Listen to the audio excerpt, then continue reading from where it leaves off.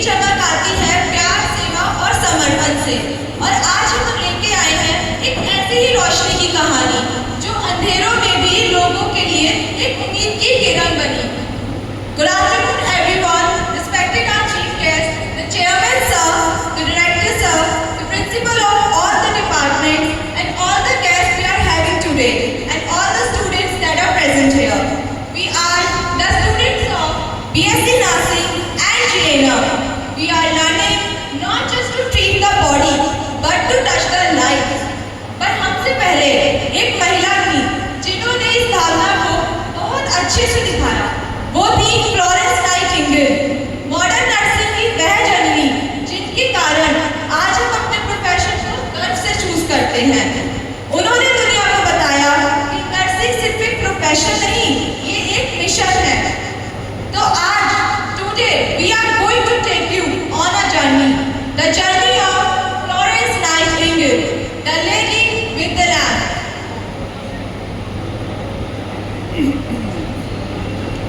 इसलिए बनाए ताकि कोई तो हो जो दूसरों की जिंदगी के लिए संघर्ष करे। ईश्वर ने कहा, कोई ऐसा चाहिए जिसका दिल सेवा से भरा हो, जो रोज 24 घंटे काम करने के लिए खुशी से तैयार रहे। कोई ऐसा जो दूसरों की भलाई के लिए अपना जीवन समर्पित कर सके। ईश्वर ने कहा, मुझको कोई ऐसा चाहिए जो जीवन और पृथ्वी दे सके, जो रक्त से न डरे, जो त्याग के लिए हमेशा तैयार रहे, जिसमें जन्म और मृत्यु दोनों देखने का साहस हो।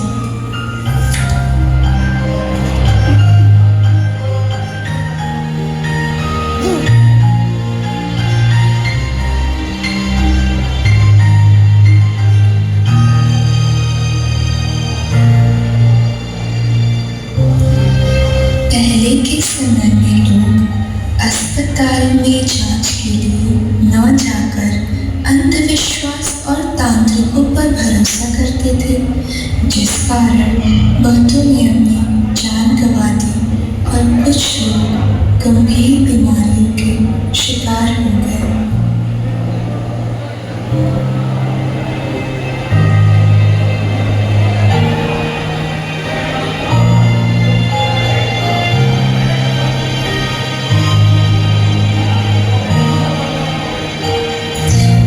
मुश्किलों के बीच 12 मई सन 1820 को फ्लोरेंस नाइटिंगेल का जन्म इटली के फ्लोरेंस शहर में होता है।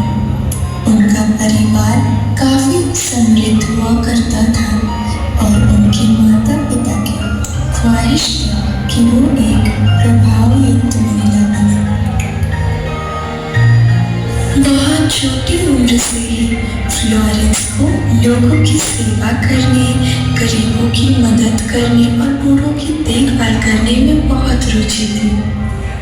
एक दिन उन्होंने अपने माता पिता के समक्ष अपनी ये इच्छा जाहिर की कि वो आगे एक नर्स की जिंदगी व्यतीत करना चाहती हैं और लोगों की सेवा करना चाहती हैं। लेकिन उस समय एक महिला के लिए एक नर्स बनना इतना आसान नहीं था, इसलिए उनके माता पिता ने उन्हें ऐसा करने से साफ इनकार कर दिया।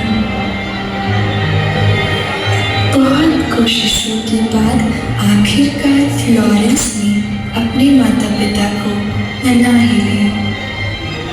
सन 1844 में फ्लोरेंस का दाखिला लूथरन हॉस्पिटल जर्मनी में एक नर्सिंग छात्रा के रूप में हुआ।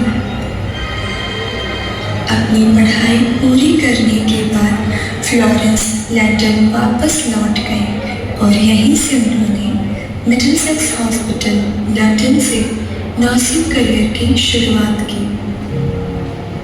वह अपने प्रोफेशन में अत्यधिक समर्पित और प्रभावशाली थी, जिसके कारण उन्हें 1 वर्ष के अंतराल में ही सुपरिटेंडेंट की पद पर प्रमोट कर दिया गया। इसी दौरान अक्टूबर सन 1853 में इंग्लैंड और रशिया के बीच क्रीमिया युद्ध छिड़ गया।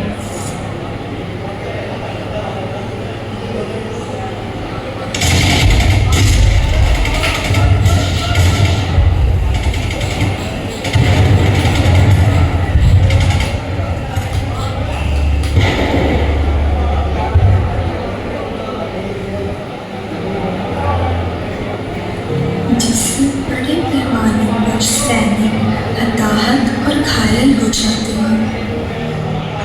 घायल सैनिकों को विभिन्न मिलिट्री बेस कैंप में ले जाया जा रहा था, लेकिन इंग्लैंड अपने घायल सैनिकों को लेकर काफी परेशान था। इसी दौरान सन 1854 के अंत में नाइटिंगेल को युद्ध सचिव से एक पत्र मिला, जिसमें युद्ध स्थल पर घायल सैनिकों की देखभाल के लिए नर्सों की एक टीम गठित करने की बात कही गई थी। नाइटिंगेल ने 34 नर्सों की एक टीम इकट्ठी की और उनके साथ टर्की चली गई, जहां उनकी ड्यूटी लगाई गई थी। जब वे टर्की पहुंचे तो भीड़-भाड़ और अस्वच्छता वाले अस्पतालों को देखकर हैरान रह गए।